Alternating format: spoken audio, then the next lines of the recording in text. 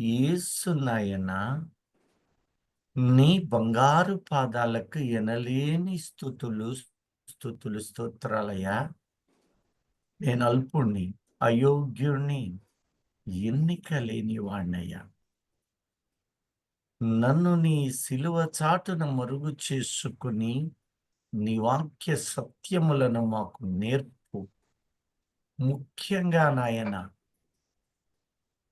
విని గ్రహించి మనోనేత్రములు వెలిగించబడి వాక్యమును సరిగా అర్థం చేసుకునే జ్ఞాన వివేచనములను మాకు నేర్పు నాయన. నీ నిగూఢ మర్మములను మేము గ్రహించి మా కొరకు ఏర్పాటు చేసిన ప్రతి యుగ సంబంధమైన రాబోవు కాలమును ఎరిగి మేము ఆత్మీయులమై నీ రాకడకొచ్చు కృపను అనుగ్రహించుమని ఈ కృతజ్ఞతాస్తుతులు మా ప్రభువైన యేసు క్రీస్తు నామమందు అతి వినయంగా సమర్పిస్తున్నాను తండ్రి. ఆమేన్. ఆమేన్. ఆమేన్. సమయము చాలా ఎక్కువైంది గనక మనం ఆ సమయాన్నైతే ఉన్న వరకు పాటించుకొని ధ్యానించుకుందాం. చూడండి, ప్రకటన గ్రంథము 12వ అధ్యాయము 12వ వచనమును మరొకసారి జ్ఞాపకం చేసుకుందాం. అందుచేత పరలోకమా, పరలోక నివాసులారా ఉత్సహించుడి. భూమి సముద్రమా, మీకు శ్రమ. అపవాది తనకు సమయం కొంచెమే అని తెలుసుకొని బహుక్రోధము గలవాడే మీ యొద్దకు దిగివచ్చి ఉన్నాడని చెప్పెను. గత వారాలలో మనము కొన్ని అంశాలను ధ్యానిస్తున్నాం. పరలోకమా, పరలోక నివాసులారా అన్నప్పుడు ఈ పరలోకము దాని సృష్టిని ఏ ఏ విధాలుగా చేశాడో, ఎన్ని ఆకాశములున్నవో, ఎన్ని ఆకాశ మండలాలు ఉన్నాయో, ఒక్కొక్క మండలానికి ఏ విధమైన ఏర్పాటు, ఎవరెవరి నివాసములు ఉన్నాయో, ఎందువలన ఉన్నాయో కొంత మేరకు ధ్యానించాము. ఇప్పుడు భూమి భూ నివాసులారా అన్నప్పుడు ఈ భూమి, ఈ భూనివాసులు వాటి పరిస్థితులను తెలుపుతున్నాడని, ఈ భూలోకములో ఉన్న ఈ పాతాళము కూడా 7 భాగములు కలిగి ఉంటున్నదని మనము దీనిని సంపూర్ణముగా గ్రహిస్తూ వస్తున్నాం. అయితే మనకక్కడొక శ్రేష్టమైన తలంపు కలిగింది. మానవులమైన మనము భూమి మీద దేవుని స్తుతిస్తూ ఉన్నాము. మరణించిన తరువాత పరలోకమునకు వెళతాము కదా. మనం అక్కడనే శాశ్వతముగా ఉంటామా, ఉండమా? ఒకవేళ సదాకాలము ఆయనతో పరలోకములోనే ఉండినట్లయితే మన స్థితులుగతులు ఎలాగు ఉంటాయి? లేదంటే మనం ఎక్కడికి వస్తాము? భూమి మీదకి వస్తామా? వస్తే ఆనాటి స్థితులు ఎంత కాలమునకు ఏ విధమైన ఏర్పాటు బైబిలులో ఉన్నవో తెలుసుకున్నట్లుగా ఒక ప్రశ్న. అదేమిటంటే రోమా 14వ అధ్యాయము 17వ వచనాన్ని మనము ప్రశ్నగా ధ్యానించినప్పుడు ఈ ప్రశ్నకు సమాధానమే ఈ దినములలో మనము గ్రహిస్తున్నాం. ఇంకా గ్రహించే మనస్సు, ఒప్పుకొనలేని మనస్సు ఉంటే దయచేసి మరింత పరిశోధన చేయండి. నా నంబరు మీ దగ్గర ఉన్నది. కొన్నిటిని విడుస్తూ మిగతా వాటిని మీ ముందు ఉంచుతున్నాను. కొన్ని వందల రెఫరెన్స్ ఉన్నాయి. అన్నీ మీకు కాదని కొన్నింటిని మాత్రమే మీ ముందు ఉంచుతున్నాను. అదేమిటి అంటే దేవుని రాజ్యము భోజనము పానము కాదు కాదు కానీ గాని నీతియు నీతియు సమాధానమును సమాధానము పరిశుద్ధాత్మ పరిశుద్ధాత్మయందలి ఆనందమై ఉన్నది అనకాని మానవ తలంపులు కలిగిన హృదయముతో అనేకులు దేవుని రాజ్యములో ఇక భోజనం ఉండదు, పానం ఉండదు, దప్పికుండదు అని మానవ హృదయముతో యోచన చేస్తారు. అలా కానే కాదని దేవుడు తన రాజ్యమును భూమి మీద ఉన్నంత కాలము అది దేవుని రాజ్యమని పిలుస్తూ ఉన్నాడని దానియేలు 2వ అధ్యాయము 44, 45లో ఆ రాజుల కాలములో పరలోకమందున దేవుడు సర్వశక్తిమంతుడగు దేవుడు అనగా పరమందున్న దేవుడు ఒక రాజ్యము రాజ్యం స్థాపిస్తున్నాడు. యేసయ్య కూడా భూమి మీదకొచ్చినప్పుడు ఈ లోకాధికారి లోకవశమును చేస్తున్నాడు, నీవు నా రాజ్యములో ఉన్నావు అని ప్రకటిస్తున్నాడు.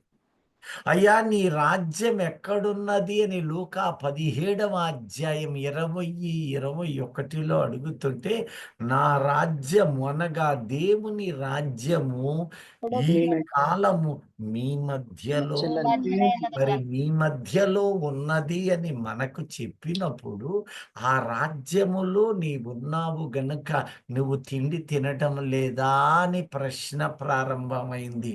తిండి తింటూ ఉన్నావు కదా, నీళ్లు త్రాగుతున్నావా లేదా?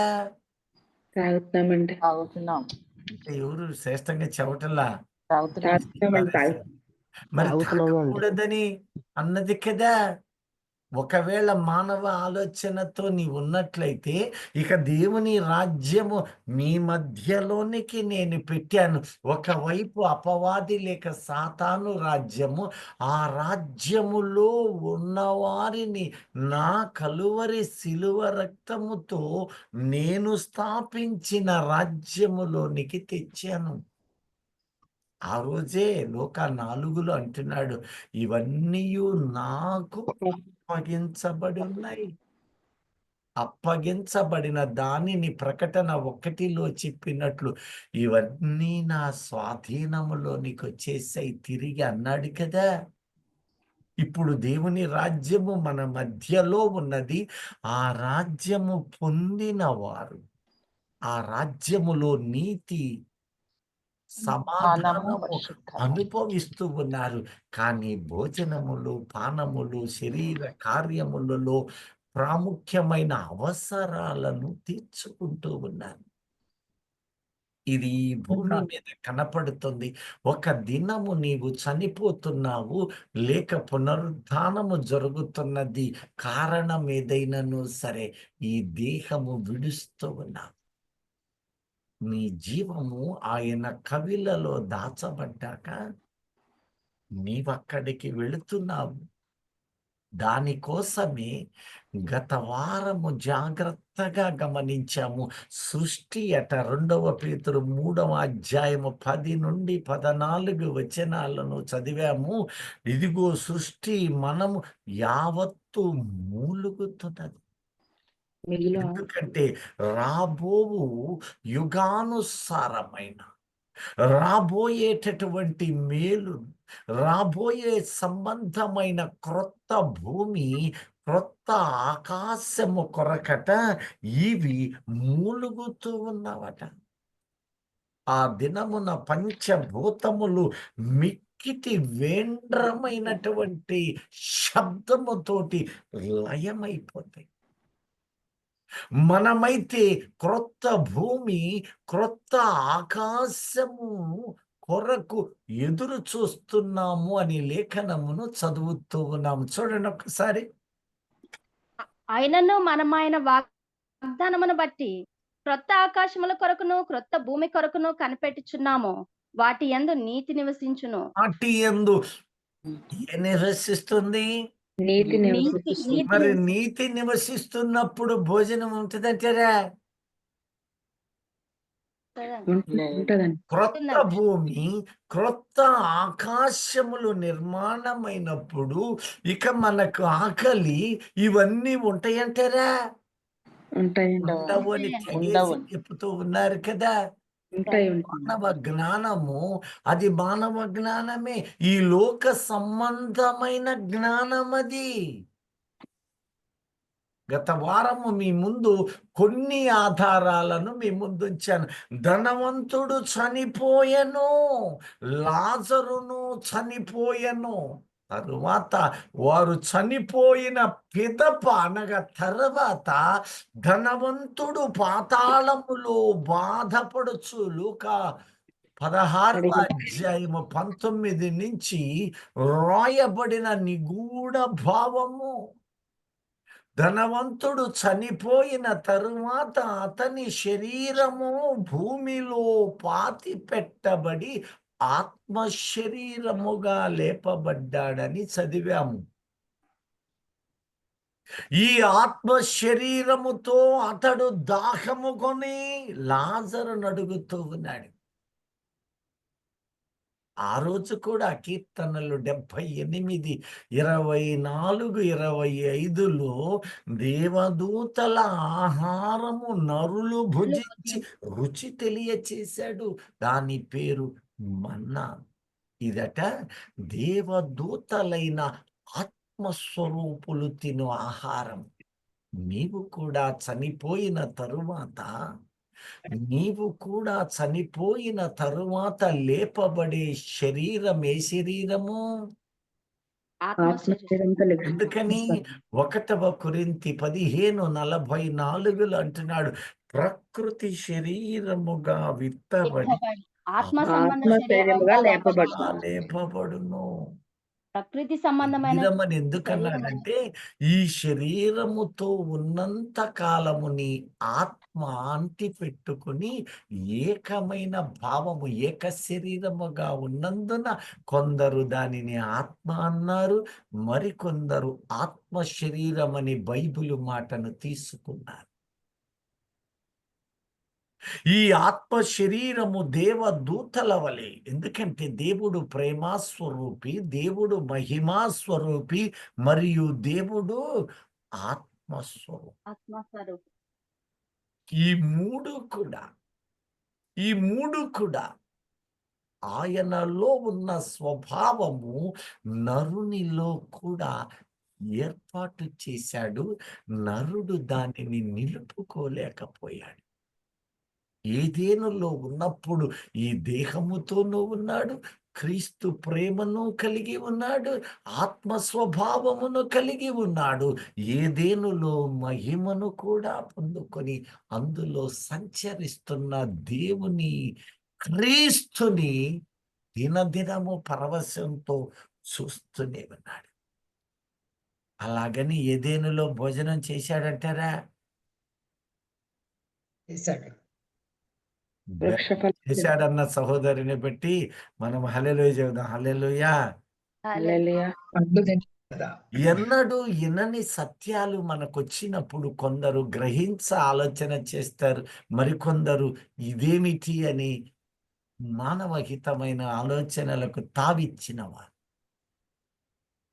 ఇప్పుడు సృష్టి మొత్తము మూలుగుతున్నది. ఎందుకోసం అంటే ఒక దినము దేవుని ఏర్పాటు రాబోతూ ఉన్నది. ఆ దినమున దేవుడు నాకు ఇవ్వబోయే బహుమానం ఒకటి.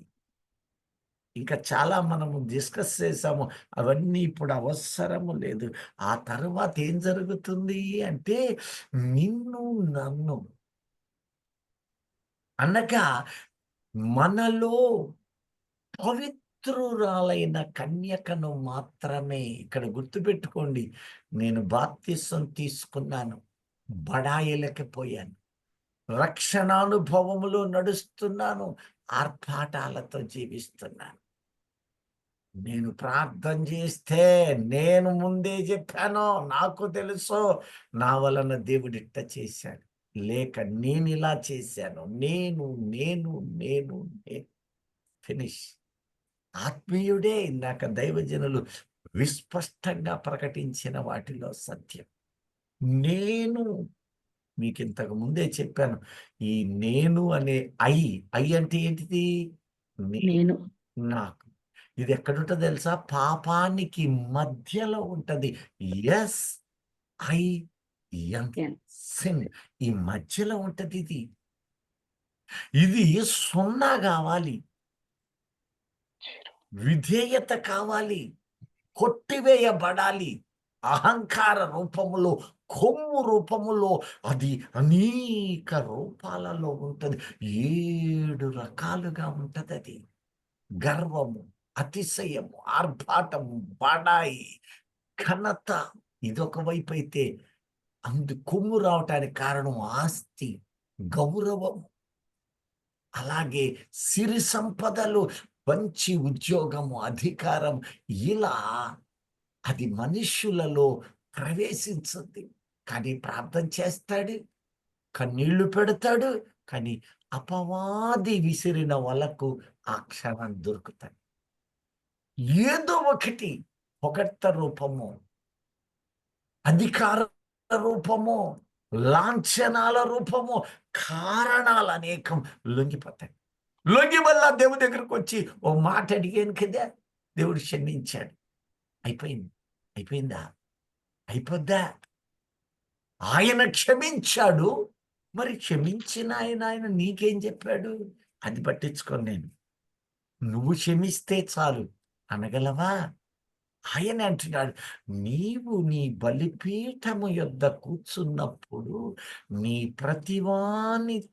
వాదితో నీకు ఏదైనా విషయములో ఇబ్బంది, ఇరుకులు నీకు వానికి కలిగితే నువ్వు తక్షణం ఏం చేయమన్నాడు? క్షమాపణ చెప్పు. నువ్వు పోవద్దు, అడగద్దు, చెయ్యొద్దు, ఏమి వద్దు, నా దగ్గరే కూర్చోమన్నాడా? లేదండి, క్షమాపణ చెప్పు. చూసారా? నీ పౌరుషముతో ఎంత వేదన, నీ కఠినత్వంతో ఎంత బాధ, నీ యొక్క దురుద్దేశముతో, నీవు తీసుకున్న మోసకరమైన ధనముతో, అక్రమముతో ఎంతమంది ఈ లోకములో పడి పడి పడి పడి శపించబడిన అనుభవాలలోనే ఉంటూ నేను గొప్ప వ్యక్తిని అని భ్రమలో లోకం బ్రతుకుతుంది. మనమైతే అట్టివారిగా ఉండ వీలు లేదు. ఇవన్నీ చచ్చిపోవాలి, అణిగి మణిగి ఉండాలి. ఆయన మనలోనికి వస్తున్నాడు. అతుకు అణిగి నాదేమీ లేదయ్యా అని నీవు నిలబడ్డ రోజు ఆయన నిన్నంటున్నాడు, పరలోక నివాసి, పరలోక నివాసి, నీకు హల్లెలూయా. నేను రాజ్యమును సిద్ధపరిచి ఉన్నాను. హల్లెలూయా. హల్లెలూయా. సంతోషంగా ఉన్న వాళ్ళు మాత్రమే హల్లెలూయా. హల్లెలూయా. హల్లెలూయా.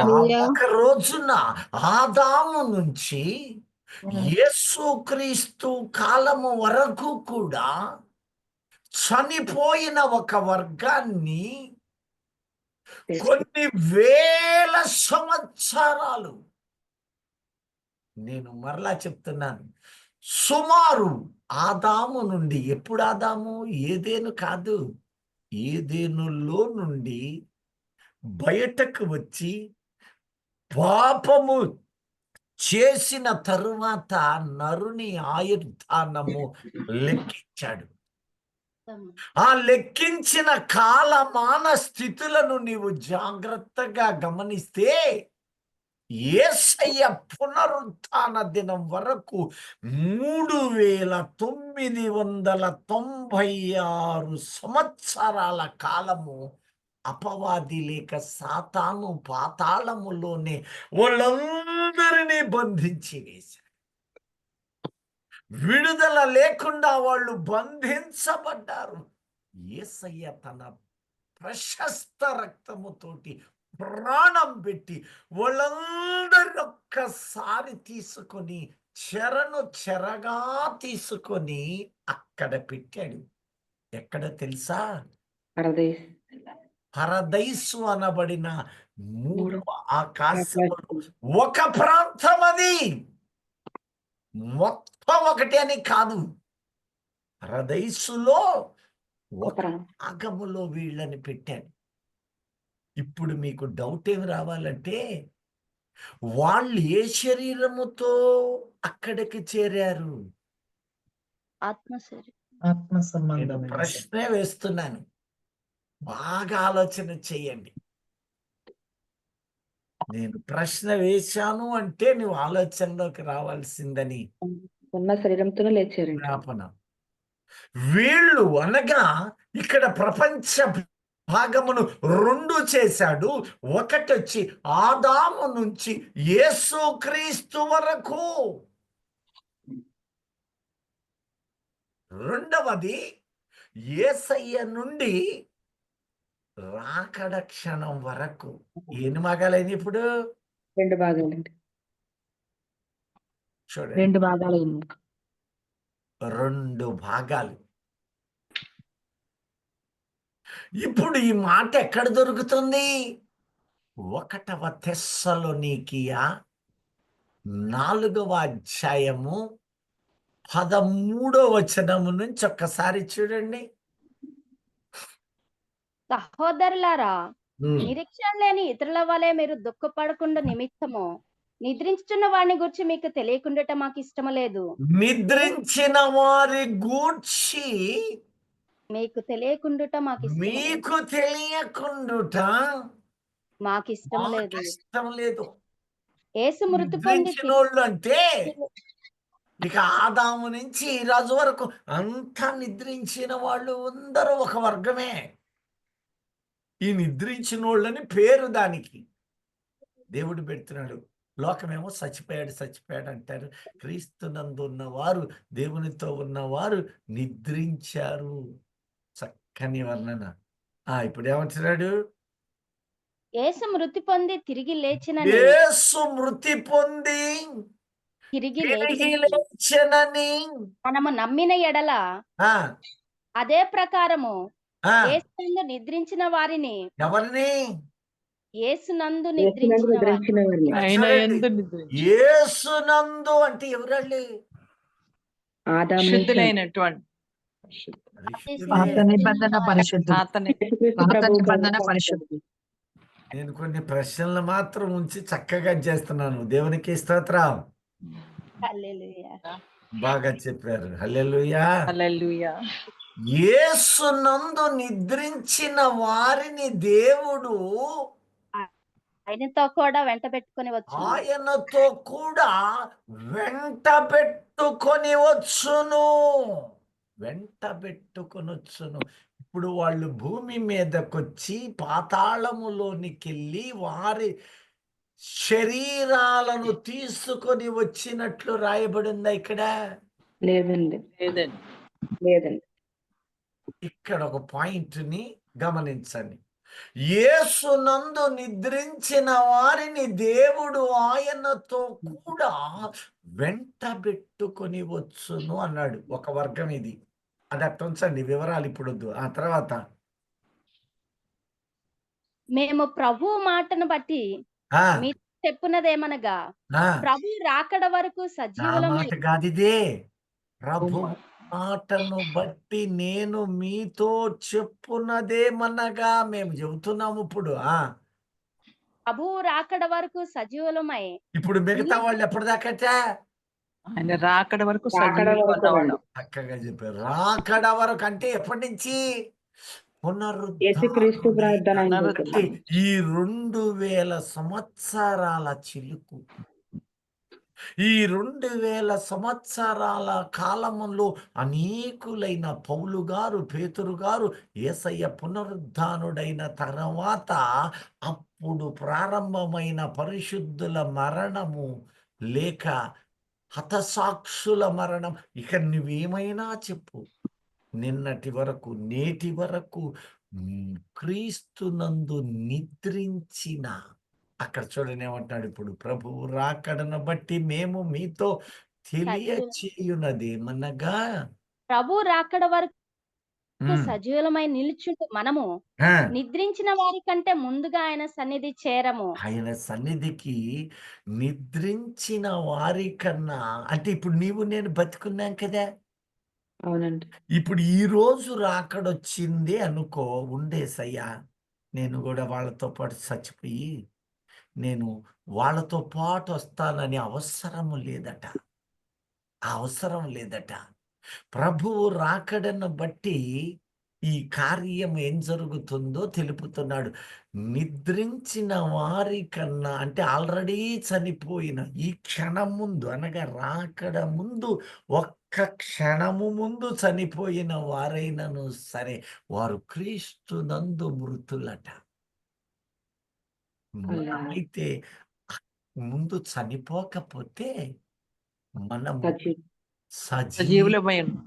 సజీవులమంటున్నాడా. తర్వాత ఆర్భాటముతోను ఉమ్, ప్రధాన దూత శబ్దముతోను ఆ, దేవుని బూరతోను ఆ, పరలోకము నుండి ప్రభువు దిగివచ్చును.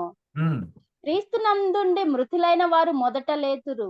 క్రీస్తునందుండి మృతులైన వారు మొదట లేతురు. మొదట లెగుస్తారు. వాళ్ళు లేస్తారు. రెండో వర్గం. మొదటి ఆ మీద వర్గం లేచారట. ఆయన వెంట ఎప్పుడు పెట్టుకొని లేచారు?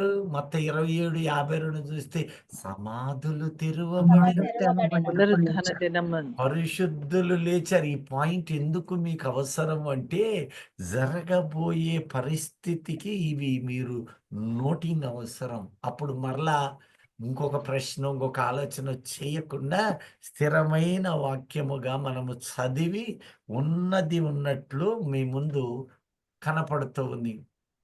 ఒక సంభవం జరగబోతుంది. దానికోసము వీళ్ళను లేపుతూ ఉన్నాడు. అదేమిటి? దాని వివరాలు కూడా గ్రహించవలసి ఉంది. అతి శ్రేష్టమైన ఆ ఈవులను మనము చూడబోతున్నాం. ఇప్పుడు ఏం జరుగుతుందంటే క్రీస్తునందు మృతులైన వారు ఫస్ట్ మొదట లేతురు. వాళ్ళు భూమిలో ఉన్న ఆ శరీరమును తీసుకుంటారు. చాలా మంది అంటారు, ఆనాడు ప్రసంగి చెప్పాడు కదా, మొన్నైనది అన్నైపోయి ఇది అయిపోద్దయ్యా. మన్నైపో మొన్న అవుద్ది ఎంతకాలం? ఆయన ఆయన రాకడ వరకు. అక్కరకి తర్వాత మన్ను తిరిగి మన్నైపో అప్పగిస్తుంది. ఈ మాట దేవుడు కొన్ని వేల సంవత్సరాల నాడే, వేల ఏండ్ల నాడే యెహెజ్కేలు ద్వారా చెప్పాడు కదా, నరపుత్రుడా ఎండిన ఎముకలను ఎముకలు ప్రకటించమన్నప్పుడు ఆ మన్ను తిరిగి దేహాన్ని అప్పగించింది కదా. అవును. నీ శరీరము కూడా తిరిగి ఈ శరీరముగానే లేపబడుతుంది. లేపబడ్డ తర్వాత ఈ శరీరము పైకి పోదు. ఎందుకంటే మరణించక మునుపు ఈ శరీరము రక్తమాంసములు కలిగింది. కనుక ఈ రక్తమాంసములు ఎక్కడి నుంచి వచ్చింది అంటే భూమి లోపల నుంచి వచ్చింది. ఎముకలు, కండలు ఇవన్నీ నేల మన్ను. అందులో ఒకటున్నది ఆత్మ శరీరము అనగా దేవుని ఆత్మ. ఆ దేవుని ఆత్మ ఈ దేహములో ఉంచాడు. ఇప్పుడు మరణము రెండింటిని వేరు చేస్తుంది. కొంతకాలం ఇక్కడుంటుంది. అయితే మనకు నరులారా తిరిగి రమ్మని పిలిచాడు గనక ఈ దేహము మరలా వస్తుంది. ఈ దేహం ఎక్కడికి పోదు. అయితే ఇక్కడ నీకు డౌట్ రావాలి. అయ్యా, పుట్టుకతోనే చెయ్యలేదు కదా, కనుగుడ్లు లేవు కదా, అంధుడు కదా, మరి వీళ్ళ స్థితి ఏమిటి అంటే, ఏ వ్యక్తి క్రీస్తుతో ఉన్నాడు, ఏ వ్యక్తి క్రీస్తులో ఉన్నాడు, ఆమె దేహము అక్కడ మట్టిలోనికి కలిసినప్పుడు, మట్టి నుండి తీయబడ్డప్పుడు ఈ దేహము వాటిని పూర్ణము చేస్తున్నది. కారణం ఆయన మహిమ కప్పడము జరుగుతుంది కదా. ఇక వైకల్యం ఉంటుందా? ఉంటుందండి. నీవు గుర్తించాలని ఆయన ఏం చేశాడో తెలుసా? నరునికి అవయవాలు చేసినప్పుడు లేని వాటిని సహాయం చేసినప్పుడు ఆయన ఒక ఘనకార్యం చేశాడు. అది కూడా మనం చూడబోతున్నాం. ప్రతి సందర్భములో అయ్యా నాకు కళ్ళు లేవయ్యా, అయ్యా నాకు ఇది లేదన్నప్పుడు ఏం చేశాడు తెలుసా? నోరు తెరిసి ఉమ్మి తీసి మన్నుకు రాసి అక్కడి నుంచి వాడి కళ్ళకు రుద్దాడని రాసింది కదా. అవునండి. వెళ్ళి ఆ సిలోయము ఆ యోర్దాను పోయి కడుక్కో అంటే చూపు గుడ్డు కారిపోయినను అది గుడ్డు మొలిచింది. ఆ మాటలో భావాన్ని నీవు ఇంకా గుర్తించలేదా? నరుడు భూమి నిర్మాణము చేసిన విధమును మీ ముందు ఉంచబోతున్నాను కొద్ది సమయముల కాలాలలో. అప్పుడు నరుణ్ణి ఎలా చేశాడో, ఏ ఏ పదార్థాలతో చేశాడో, భూమి లోపల ఎన్ని పదార్థాలను పెట్టాడో, వాటిని మొక్కలలో నుంచి ఏర్పాటు ఎలా చేశాడో, నిన్ను ఎక్కడి నుంచి చేశాడో అన్నీ బైబిలు రాసింది. నీవు ఆత్మ సంబంధివై గ్రహించడము ముఖ్యమై ఉంది. అందుకే నీ మీద అంత మమకారం, అందుకే నువ్వంటే ప్రాణం. నిన్ను ఇక్కడే ఉంచటానికి కాకుండా నిన్ను తీసుకుని వెళతాడట. సృష్టి మూలుగుతున్నది కారణం పాపమును కొని తెచ్చుకున్నందువలన. ఆ పాప భారము వలన నీవు మూలుగుతున్నావు. ప్రవచనం ఏనాడో దావీదు చెప్పాడు. కీర్తనలు 68:18 ఒక్కసారి చూడండి. నీవు ఆరోహణమైతివి, పట్టబడిన వారిని చెరపట్టుకొని పోతివి. చూడండి, మనుష్ అప్పటికి ఇంకా ఆరోహణం అయిందంటారా? ఎవరేం మాట్లాడలా. అవ్వలేదండి. ఈ మాట చెప్పినప్పుడు ఆరోహణం జరిగిందా? జరగలేదు. అవ్వలేదండి. జరగలేదు. జరగబోవు దానిని ఈ ముందుగా ప్రవక్త దర్శనం చెబుతున్నాడు. నీవు ఆరోహణమైతివి, పట్టబడిన వారిని చెరపట్టుకొని పట్టబడిన వారిని చెరను చెరపట్టు. చెరగా ఎఫెస్సి 4:8 నుంచి అదే మాటను లేఖనాధారాలు చెప్తారు. నీవు కొనిపోబడినప్పుడు భూమి అగాధములలోనికి వెళ్ళి చెరను చెరగా తీసుకొని వెళ్ళావు. ఇదే మాట దావీదు ప్రకటిస్తూ ఉన్నాడు. ప్రియ దైవ జనమా, ఇలా వెళ్ళిన తరువాత మనం కూడా వెళ్ళిన తరువాత సంపూర్ణత కలుగుతున్న తరువాత అందరూ ఏకమైన తరువాత ఆయన ఒక గొర్రె పిల్ల విందుని ఏర్పాటు చేశాడు. ఆ గొర్రె పిల్ల విందు ఎంత కాలము అంటే 1 వారము. ఎంతకాలం చేశాడు? వారం అంటే ఎన్ని సంవత్సరాలనుంది? 7 సంవత్సరాలు. సంవత్సరాలు. అది కాండం 29, 27 చదివినట్లయితే 1 వారము 7 సంవత్సరాలు. ఇక్కడ చూడండి, ఇప్పుడు జరగబోయే క్రమము ఇక్కడ 1 వారము అనగా 7 ఏండ్లు 7 సంవత్సరాలు. యెరూషలేములో మనము విందును ఆరగిస్తూ ఉన్నాము. తండ్రి సముఖములో పరవశము. బహుమానాలు ఇచ్చేస్తాడా 7 ఏళ్లలో? విందునిస్తున్నాడు. ఆ తరువాత ఏమేమి ఇస్తాడు ఆ 7 ఏళ్లలో ఇప్పుడు వద్దులే. అమోఘమైన ఆనందం, పరవశం పొందబోతున్నాం. అదే 7 ఏండ్లు విడువబడిన వారికి భయంకరమైన శ్రమలు. 7 ఏండ్లు గడిచిన క్షణములోనే, 7 ఏండ్లు గడిచిన ఆ క్షణమే ఏం జరుగుతుందో ఒక్కసారి చూడండి. జకర్యా గ్రంథం 14వ అధ్యాయం 4-5 వచనాలు. జకర్యా 14:4-5 వచనాలు. ఆ దినమున యెరూషలేము ఎదుట తూర్పు తట్టునున్న ఒలీవ కొండ మీద ఆయన పాదములుంచగా, ఒలీవ తూర్పు తట్టుకును పడమరి తట్టుకును నడిమికి విడిపోయి సగము కొండ ఉత్తరపు తట్టుకును సగము కొండ దక్షిణపు తట్టునకును జరుగును గనుక విశాలమైన లోయ ఒకటి ఏర్పడును. కొండల మధ్య కనబడు లోయ ఆజీలు వారికి సాగగా మీరు ఆ కొండలోయలోనికి పారిపోవుదురు. యూదా రాజైన ఉజ్జియా దినములలో కలిగిన భూకంపమునకు మీరు భయపడి పారిపోయినట్లు మీరు పారిపోవుదురు. అప్పుడు నీతో కూడా పరిశుద్ధులందరూ వచ్చెదరు. నా నీతో దేవుడే కూడా పరిశుద్ధులందరూ వచ్చెదరు. ఎవరు వీళ్ళు?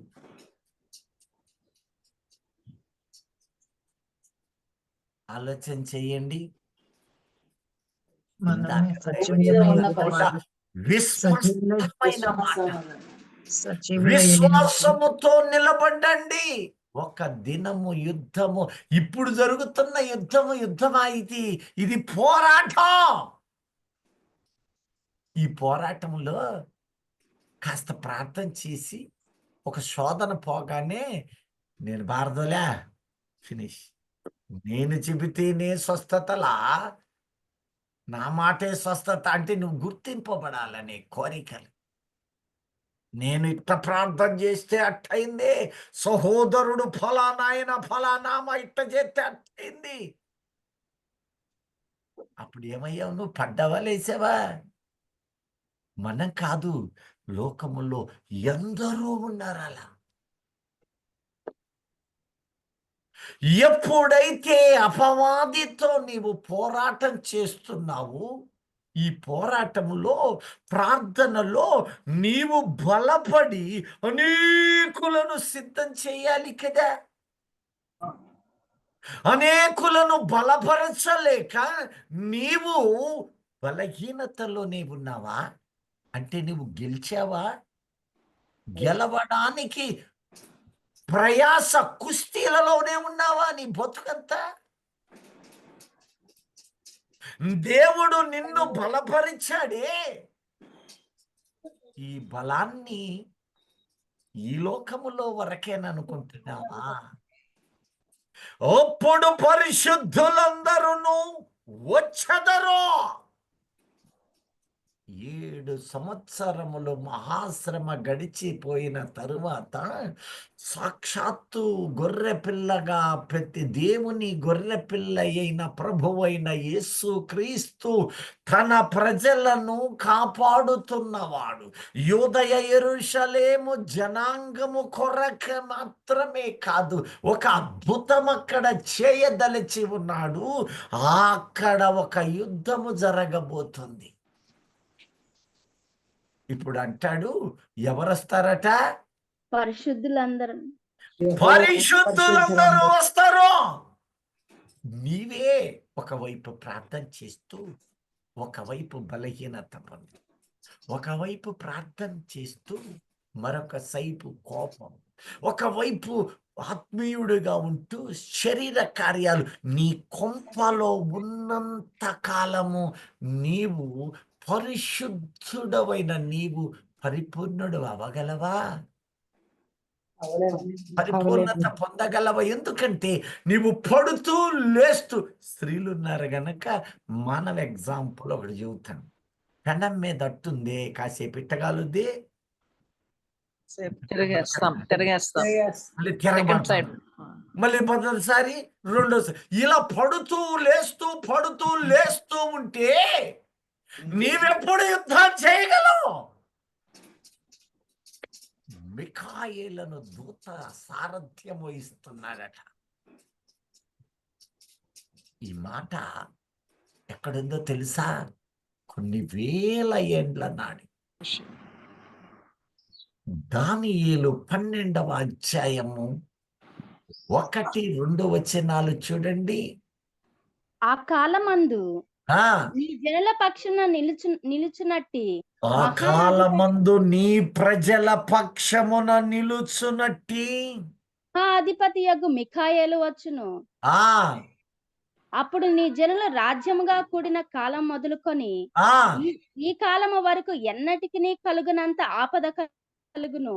ఆ అయితే నీ జనుల్లో గ్రంథమునందు చూడండి, దాఖలైన ఈ వారెవరో, జనులలో గ్రంథమునందు దాఖలైన వారెవరో, దాఖలంటే రాయబడిన వారు ఎవరో వారు తప్పించుకుందురు. వారు తప్పించుకుంటారు అన్నాడు. ఆ తర్వాత మరియు ఆ, సమాధుల్లో నిద్రించు అనేకులు మేల్కొనేదరు. సమాధులలో నిద్రించు అనేకులు మేల్కొందరు.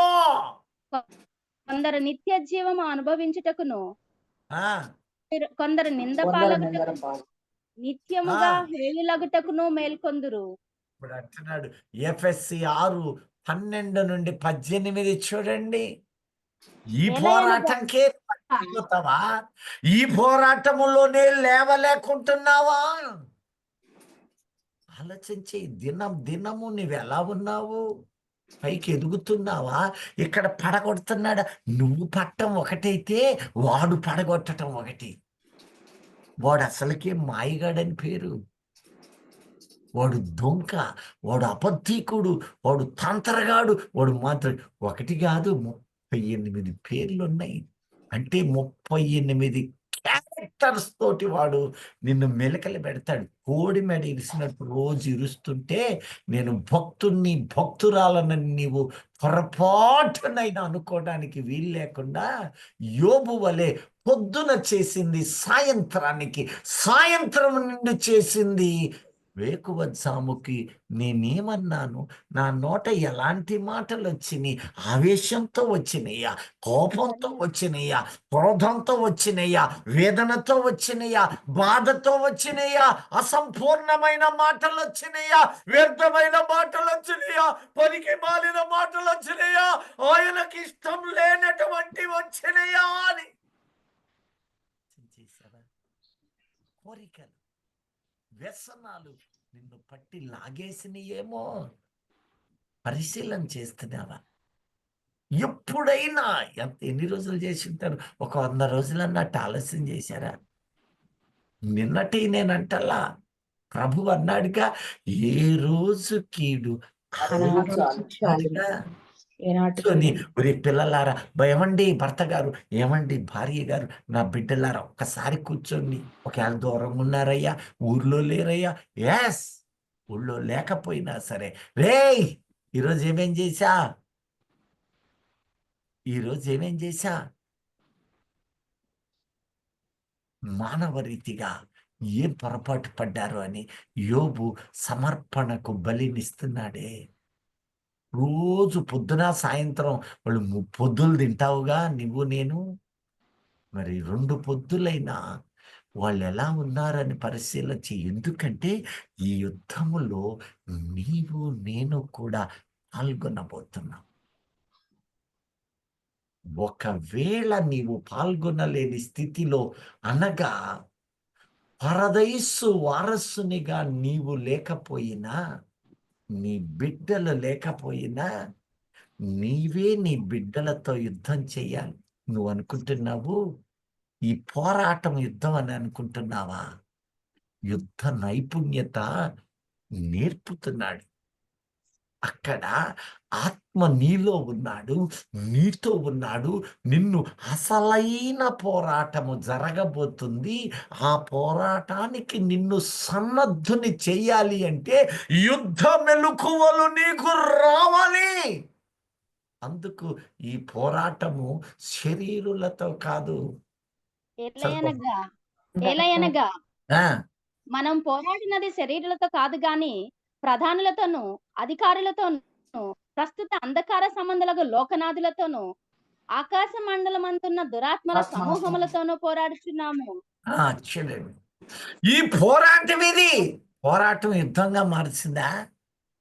యుద్ధం జరుగు సందర్భం కోసము పోరాటాలు నేర్పుతుంటాడు. బాలుడవై కింద పడుతూ లేస్తూ ఒక దినము యవనస్తుడై ఉండాలి. పోరాటం చేయాలి. యుద్ధానికి నీవు సిద్ధమవ్వాలి. ఆ యుద్ధ కళలో నీవు నేర్చుకోవాలని, నీవు గాయపడిన రణాలైనా ఆయన నీకు యుద్ధ నైపుణ్యత నేర్పుతున్నాడు. నీ ప్రజల అధిపతియగు మిఖాయేలు వస్తాడో, జీవము పొందునట్లు జీవ గ్రంథములో పేర్లు రాయబడినటువంటి లేపబడతారో. యెషయా గ్రంథము 4వ అధ్యాయము 3. ఒక దినము జరగబోయే సంభవము 7 సంవత్సరాల యొక్క మహాశ్రమ గడిచిన తరువాత ఒక సంభవము ప్రారంభమవుతూ ఉన్నది. అది ఇదిగో ఒకవైపు ప్రభువు తన దూతలతోటి, యాజకులు యెహోవా యొక్క దూతలు అన్నాడు. యాజకులు ఆ దూతలు మాత్రమే కాదు, దైవ జనులుగా సేవకులుగా ఉన్న పరిశుద్ధులు కూడా దూతలే. పరిశుద్ధాత్ముడు సూటిగా చెప్తున్నాడు, నా ప్రియులారా, నా ప్రజలారా, నా రక్తముతో కడగబడిన వారలారా, మీకు యుద్ధ నైపుణ్యము నేర్పుతున్నాను. మీ ప్రజల పక్షమున, ఈ జనుల పక్షమున యుద్ధ సూర్యుడగు ఒక వ్యక్తి నా దగ్గర నుంచి మిఖాయేలు రాబోతూ ఉన్నాడు. అదుగో ఇతన్ని తీస్తున్నాను నేను. ఒక దినమున నేను ఒలీవల కొండ మీదకు పాదముంచుతూ ఉన్నాను. ఆజీలు వరకు పారుతుంది. ఈ 7 ఏండ్ల మహాశ్రమలో తప్పించబడిన వారు అక్కడ, వేదనల పాలైన వారు అక్కడ ఓదార్పు నొందుతూ ఉన్నారు. అయితే పరిశుద్ధులందరూ నా దగ్గరకు నాతో పాటు వస్తూ ఉన్నారు. వారికి అధ్యక్షునిగా మిఖాయేలును పెడుతూ ఉన్నాను. ఈ 7 ఏండ్ల సమయము తర్వాత జరగబోయే వాటికి నిన్ను పోరాటము ముందుగానే నేర్పి ఉన్నాను. యుద్ధ కళలు నేర్పి ఉన్నాను. యుద్ధములో ప్రతి దినము నీవు గెలవాలి. ప్రాక్టీసు ప్రతి దినము చేయాలి. నీ బ్రతుకంతా నీవు నెరవేర్చుతూ దినము జయ జీవితము కలిగి ఉండాలి. ఒక దినము శత్రువు గాయపరిస్తే దానికి మందులేసుకుంటూ బ్రతికే బ్రతుకు నిన్ను జయ జీవితం అని ఎలా నేను పిలవగలను? పరిశుద్ధులు సంపూర్ణులై తీరవలసిందే. ఎన్నో ఆపదలు నీకు రావచ్చు, అపాయములు రావచ్చు, నిందలు, దూషణలు, అవమానములు రావచ్చు. వివేకము కలిగి, మెలకువ కలిగి ఉండు. నిన్ను, నీ కుటుంబాన్ని కాపాడుకో. నేను ఒక దినము రాబోతూ ఉన్నాను. ఒక దినము నీవు పొందిన ఈ బలమునకు నా ఆత్మను తోడుగా ఉంచుతూ ఉన్నాను. నీ పక్షమున నేను మిఖాయేలును పంపుతున్నాను. పరిశుద్ధులు లేచెదరో. ఇప్పుడు చూడండి, ఒకసారి చదవమ్మా. అప్పుడు యెషయా నీకు గ్రంథం 4వ అధ్యాయం 3వ వచనము. సియోనులో శేషించిన వానికి, ఆ, యెరూషలేములో నిలవబడిన వానికి, ఆ, అనగా జీవం అనగా పొందుటకై జీవము పొందుటకు. విషయములో దాఖలైన ప్రతివానికి వానికి అమ్మా, పరిశుద్ధుడని పేరు పెట్టుదురు. అందుకో ఆమేన్. ఇప్పుడు పరిశుద్ధులు వస్తారు అని ఇందాక అన్నాడు కదా. అవును. జకర్యా 14లో పరిశుద్ధులు ఎవరయ్యా అంటే ఇదిగో జీవ గ్రంథములో జీవ గ్రంథములో దాఖలైన జీవగ్రంథములో దాఖలైన ఎవరి వారి పేరు వారికి రాయబడి ఉన్నదో వారు పరిశుద్ధులు. వారు పరిశుద్ధులు. చూసారా? ఈ రాయబడిన ఈ పరిశుద్ధులందరూ సమకూర్చబడుతున్నారట.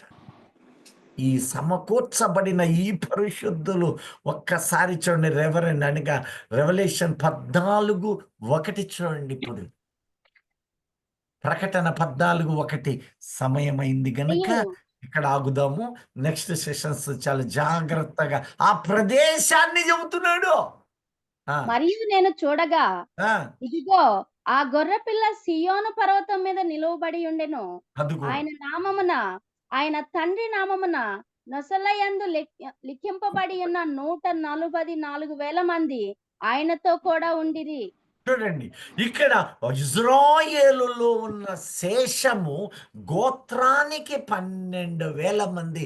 12 గోత్రాలు ఈజ్ ఈక్వల్ 1,44,000 మంది. వాళ్ళు పోగైతున్నారు. ఇక పరిశుద్ధులు అంటే ఎవరంటే, ఎవరి పేరు జీవ గ్రంథములో రాయబడి ఉన్నదో వారు ఉన్నారు. ఇప్పుడు మీకు డౌట్ రావాలి. డౌట్ చెప్పి ముగిస్తాను.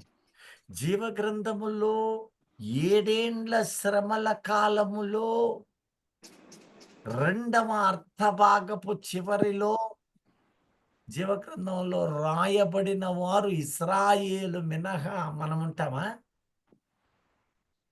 ఎందుకని అన్యజనుల కాలము మొదటి సంపూర్ణమైన పురాణాలలో అయిపోద్ది కదా. అవును. అంటే ఇప్పుడు వీళ్ళు బతికి ఉన్నోళ్ళ, పరదైసులో ఉన్న పరిశుద్ధులా? పరదేశంలో ఉన్న పరిశుద్ధులు. హల్లెలూయా. ఆలోచన చేయొద్దు. అంటే నీవు నేను పరదైసు వారసులము, పటిష్టమైన యుద్ధ తంత్రములలో మెలుకువగలిగిన వాళ్ళం. బైబిల్ అంటుంది, పక్షిరాజు తన గూడును లేపి తన పిల్లలను తన రెక్కల నీడలో ఆడిస్తూ ఉన్నదట. ఎందుకంటే వాళ్లకు యుద్ధ విద్యలు నేర్పుతుంది. దానిని చూడండి, ఈ లోకములో ఉన్నప్పుడు నేను నీకు యుద్ధ తంత్రములను నేర్చుకుంటూ ఉన్నాను. శత్రువు ఈ లోకాధికారిగా చూపుతున్నాను. ఈ లోకపు ప్రధానులే కానీ, లోకపు యాజకులే కానీ, లోకానుసారమైన దేవతలు కానీ, యుద్ధ సన్నద్ధులైన శత్రువులే కానీ, పరలోకమందున్న సైన్య సమూహము నీకు తోడుగా, ఇంత గొప్ప సాక్షి సమూహముగా నీ వైపు ఉన్నాడు. నీవు బలపడి యుద్ధసూరుడివిగా నీవు సిద్ధపడమని హెచ్చరిక చేస్తున్నాడు. శత్రువు తంత్రములను, అపవాది కుతంత్రములు ఎదిరించి గెలుచున్నట్లు సర్వాంగ కవచము నీవు ధరించమని. ఈ కవచాలలో ఒక్కటి పోయినా ఎఫెసీ 6:12-18 వరకు ఇక్కడ లేదయ్యా అంటే వాడు అక్కడే పొడుస్తాడు. మీలో ఏమేమి ఉన్నాయి ఒక్కసారి ఆలోచన చేయండి. నేను ఆలోచన చేసుకుంటాను. ఒకవేళ మనలో అట్టివి ఏదైనా ఒక అవయవము మీద ఆ కప్పు లేకపోతే అక్కడ గురి పెట్టాడు. నీ శరీరము మీదనా, నీ కాళ్ళ మీదనా, నీ కడుపు మీదనా, నీ గుండెల మీదనా, నీ శిరస్సు మీదనా, ఎక్కడ నీవు ఆలోచనలలో, తలంపులలో, శక్తిలో, ఆత్మ మొత్తము సర్వాంగ కవచము ధరించండి. సర్వాంగ కవచం. నాకు తెలిసిన ఒక మాట అప్పుడు విన్నది, వాళ్ళ నాన్న కొడతంటే నోటికొచ్చింది బుద్ధి, ఒంటికి రాలేదని ఏడిసిందట. బిడ్డ, నోటి మాటలో కానీ, హృదయ తలంపులలో కానీ సమస్తము, ఈ దేహము దేవుని ఆలయమై సమస్తము పరిశుద్ధంగా ఉండాల్సిందే. అందుకనే దేవుడు ఈ భూమి మీద నీకు ఒక అవకాశం ఇచ్చాడు. నీవు సంపూర్ణత పొంది ఒక దినం అక్కడికి రావాలి. వచ్చిన తర్వాత ఎక్కడ ఏ ప్రాంతమును గురించి ఆనాడు చెప్పాడో ఆ వివరాలతో సహా మనము ధ్యానించుదాం. దేవుడి ఈ మాట మన వినికిడిలో దీవించి ఆశీర్వదించి రాకడకు సిద్ధము చేయును గాక. ఆమేన్. హల్లెలూయా. హల్లెలూయా.